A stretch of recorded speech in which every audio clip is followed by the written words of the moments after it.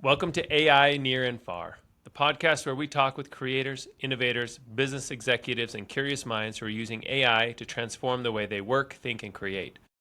I'm Brad Moss, the CEO of Enhanced AI and the host of this podcast.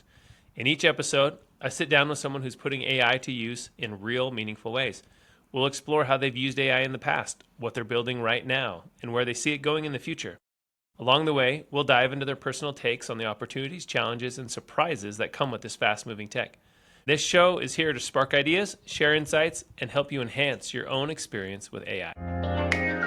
All right, so we're excited to announce a brand new interactive feature for our listeners. As we are brainstorming and knowing that we're AI first, we're starting this week that each episode will come with its own AI-powered chatbot, and it's linked in the description of this episode. So, the chatbots are designed to answer your questions as if you're talking directly to the guest. So it's trained on their insights from the show and their public work. So you can dive deeper, explore their ideas, or even ask follow-up questions we didn't get to during the interview. Just click on the link and start chatting with this week's guest. All right, well, welcome back. Today I'm thrilled to welcome a real pioneer in the intersection of tech, leadership, and innovation, Elizabeth. Now say your name for everybody. Elizabeth Bieniek. It's so easy, Brad. I don't know why I couldn't get that one. I speak Magyarul, which is a Hungarian, but that's not a Hungarian name. Where's that name Polish. from? It's Polish. Okay, Bieniek.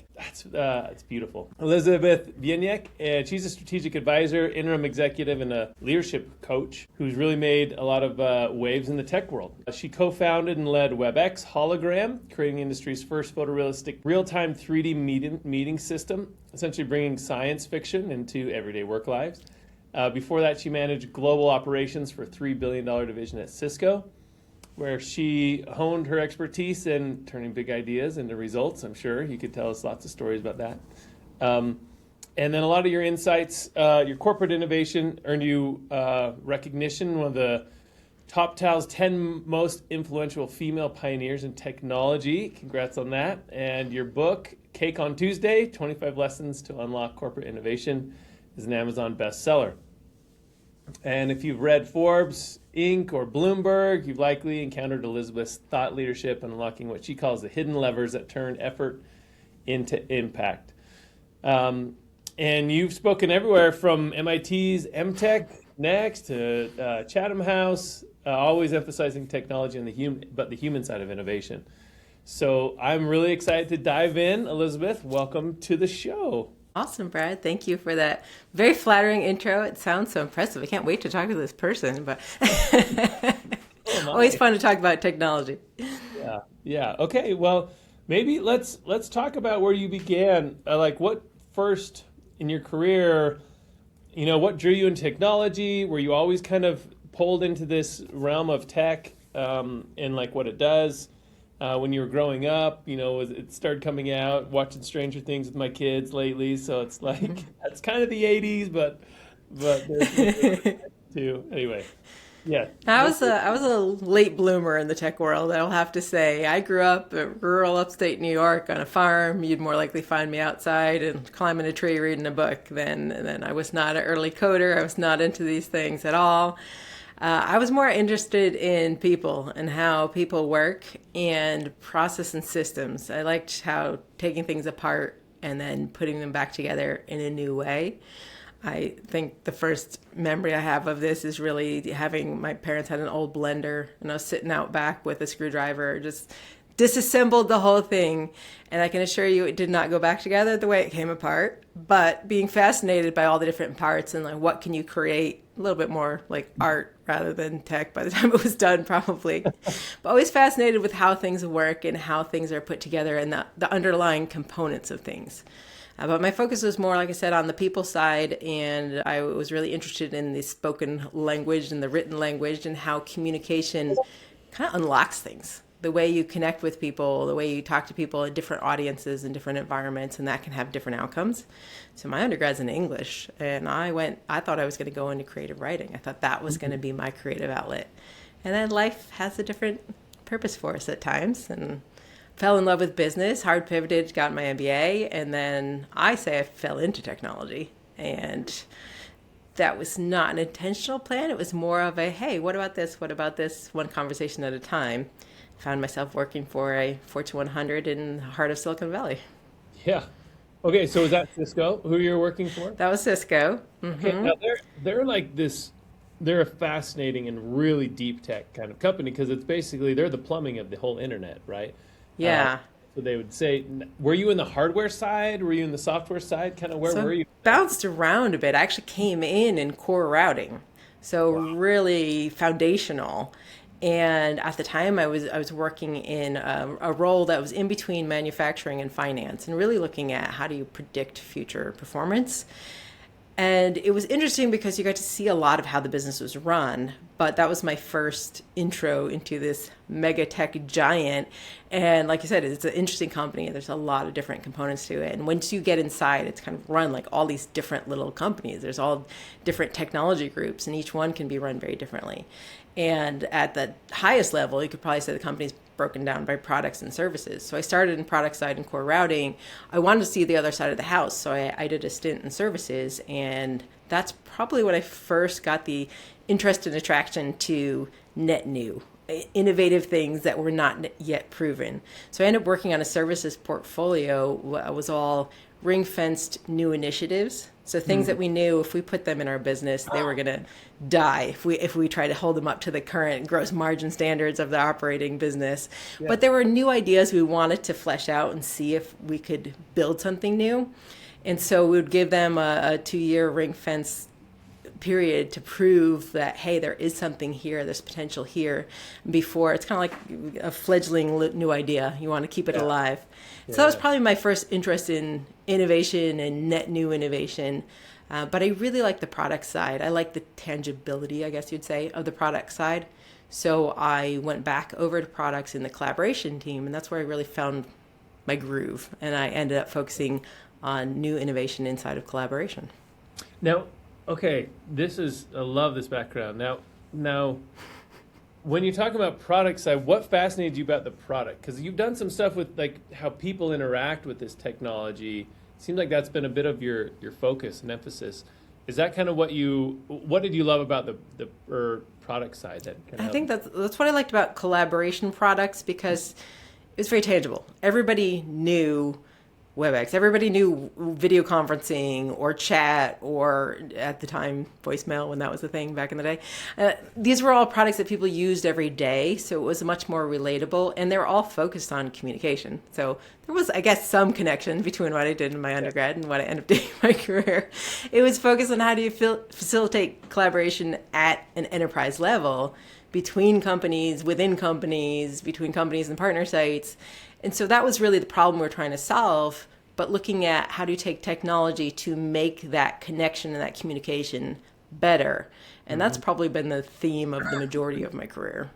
Interesting. Now, okay, now let's jump into when you first, it doesn't have to be generative AI. Let's talk about AI first, when you first were introduced to AI. And then we can jump into generative AI and like how that kind of fits in all of like the product side and connecting with technology. And this is kind of your first kind of discovery into all this. Yeah, the first time we really started using AI, or I was exposed to it, was through the course of WebEx Hologram. So that's the story for a separate time and day.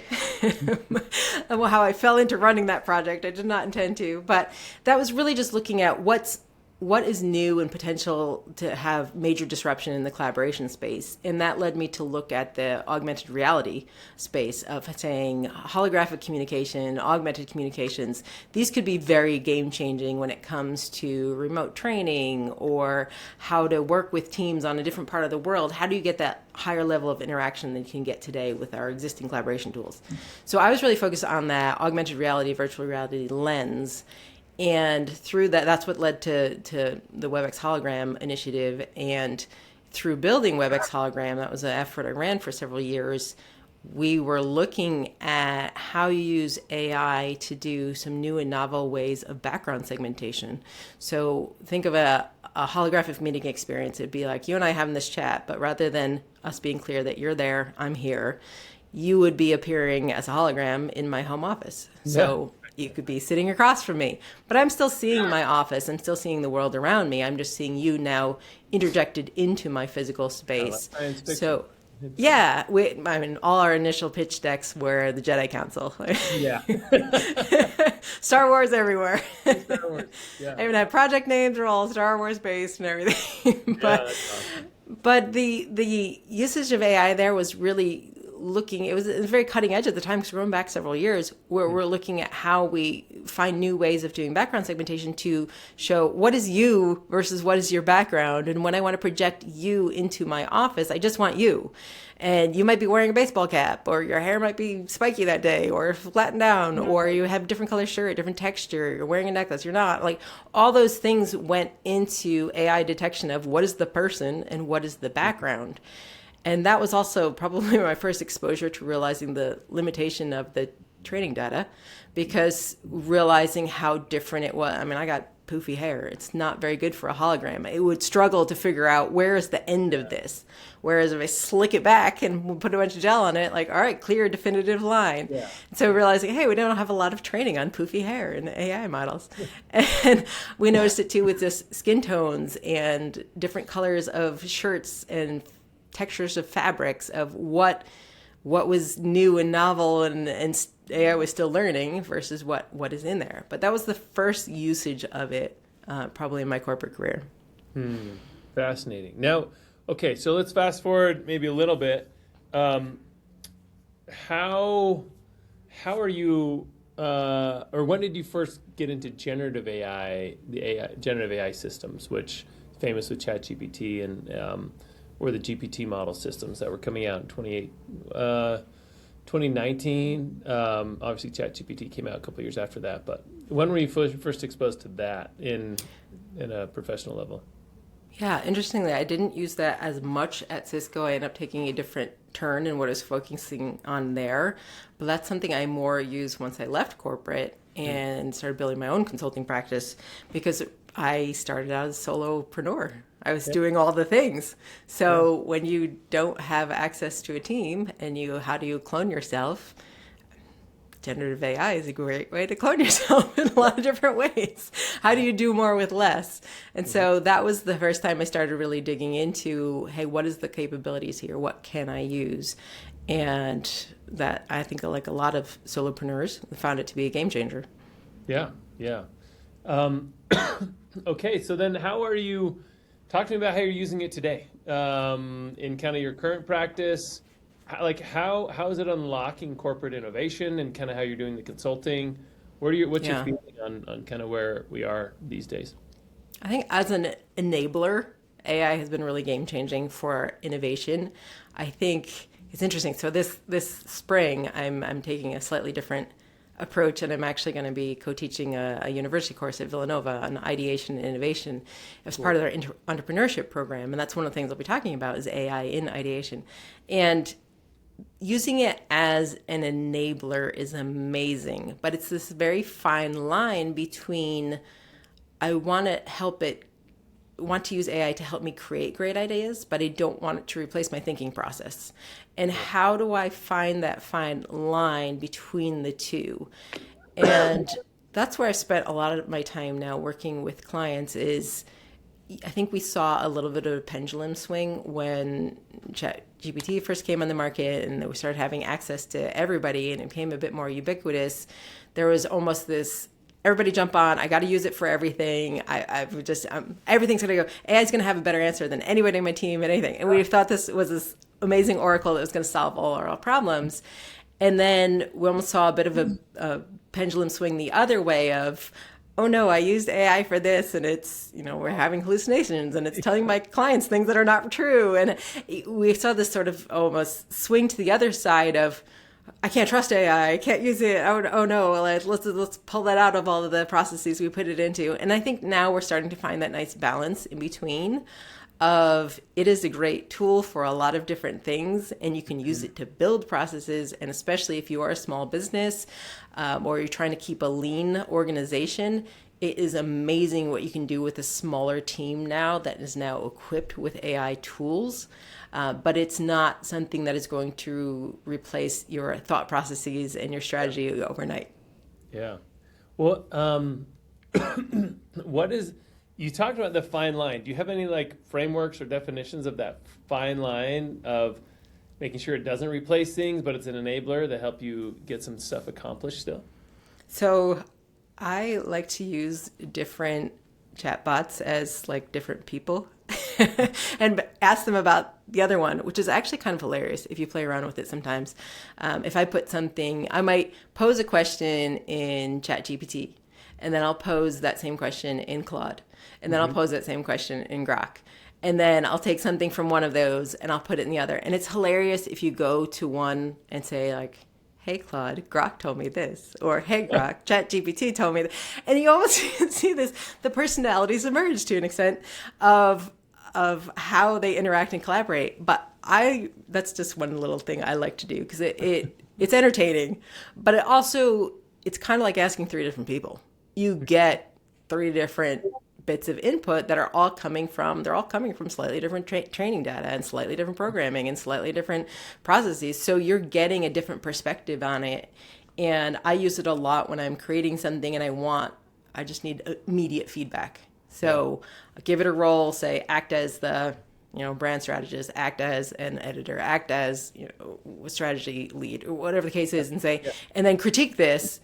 And I like to then bounce it around to those three, and like within a couple of minutes, you don't have to worry about somebody being online and get your response and have a chance to read it and process. And you're getting immediate feedback that you can then level up, check it against another source, and you get to a much more refined version very quickly. Yeah, yeah. I think that's great advice. I think it is quite entertaining to take answers and cross-check them. Sometimes it's like, hey, I got all this stuff, and I send it to another one. I say, hey, just fact check everything in this form. Another one, and they do some fact checking. It's like, well, this is mostly right. This is not right at all. This one is totally right, and that's kind of nice to do, at least for yeah, yeah. I think limiting the roles too. I think that's the other thing that sometimes people just throw it into AI and be like, can you write this, or can you do this, or what would you recommend for this, or how would you schedule this? Rather than being much more specific, I did start out in creative writing, and I do like to write, and it's painful like all writers. I have a love-hate relationship with writing. Mm-hmm. So I enjoy the struggle. I enjoy the back and forth and the creative process of it. And when I write something, it's not perfect, but it sounds like me, and I want it to sound like me. And my goal isn't to train an AI model to sound like me. My goal is to use AI to help shortcut the processes that I don't like. So I'll a lot of times say, can you act as a copy editor? Yeah. And check this for grammar and punctuation, but don't change the tone, don't change it, because I want it to still sound like me. So I think that side of just limiting the roles too, I think a lot of times people just jump into, I have to ask it to do whatever it wants to do. I'm like, no, you have control on that. I actually think that's one key thing to using AI is understanding where to limit it. You have to tell it to not do certain things, and that actually you get more out of it. Right. It gets more effective when you limit it. So talk to me about a little bit like how, you've written about unlocking corporate innovation, but like, how do you think AI is kind of changing that landscape, and how should a company use it or plan to be using it effectively today? Yeah. So, sorry to give a little plug for my speaking branch of my company, because this is very top of mind and it answers your question to an extent. I promise it is on point. But I just finalized this morning my speaking reel that I'm focusing on for 2026 speaking engagements. And my tagline at the end of it is the question isn't how do I leverage AI in my company? It's how do I lead my organization that already is? And I think that distinction is something that we really need to, as an industry, focus on. It's a little bit like any technology adoption of, if you look years back, people started bringing Apple iPhones to work when that wasn't the approved sanctioned device, but people started doing work. Yeah, exactly. People started doing work functions on their iPhone, and eventually the company had to get on board with that, and the IT department ended up supporting it. And then we had all these BYOD, bring your own device. Maybe a beer would be nice, but bring your own device to the organization, and you see how organizational change was impacted by user behavior. And I think now we're seeing that too. Of we have a lot of companies that are struggling with this. Oh, how do I integrate AI at my company? And your employees are already doing that. It's already happening at different levels in different ways. And a lot of times they've already figured out what works and doesn't for their department. There's a lot of that process already in place, but there's not many organizations that are looking at how do I effectively lead this new organization that might look fundamentally different from how it did just a short while ago. You might have, I mean, specifically in tech, we've all seen all the layoffs and everyone's trying to shrink their belt here and make things tighter. You're seeing more people doing more because they are now enabled to do more by using productivity tools and using AI tools. The way that you're going to lead and motivate and compensate and reward and develop that employee is different from how it looked 2 years ago. There's just no way around that. So that is something I'm really focused on for 2026 and going ahead, is how do you effectively change your organization and management and leadership structure to catch up to the organization you now have. Yeah. And then try and stay a half a step ahead of where it's going. Anticipate where it's That's going. what keeps it interesting. It does, totally does. So, I mean, that's one of the things, like the next question, where do you feel like it's really going to impact the future if you look ahead like a year or two in terms of kind of the collaboration space and even communication space? Where do you feel like AI is headed to support us in that area? So I'm a big fan of predicting the future by reading history books. Yeah. Seeing where we've been gives an idea where we're going to go, because we like to pretend that everything is new and it's never been done before, but most times it's not true.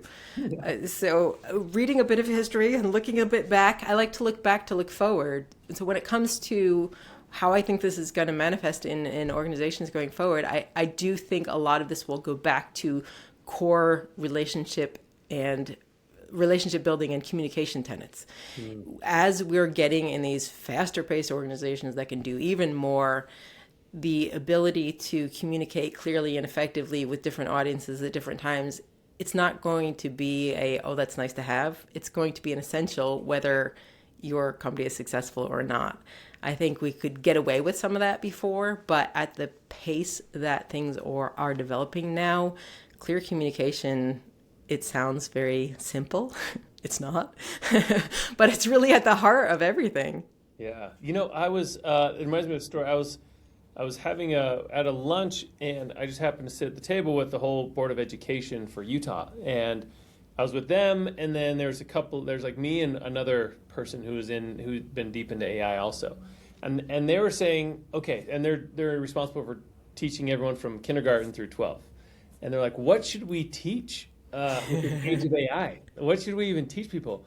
And independently, both me and this other AI kind of expert at the table, we both said clear communication is actually what you probably should be teaching.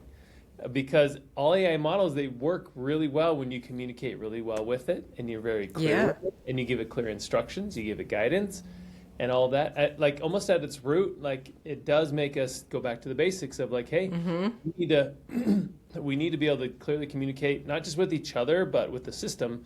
And it's nice that the system should hopefully be really accurate in how it receives that communication. People aren't always that way, but at least teaching our young kids to be able to communicate very clearly, I think is a critical thing, especially in the world of social media, where some of that it's kind of degraded a little bit with in terms of our clear communication. A little is being generous, Brent.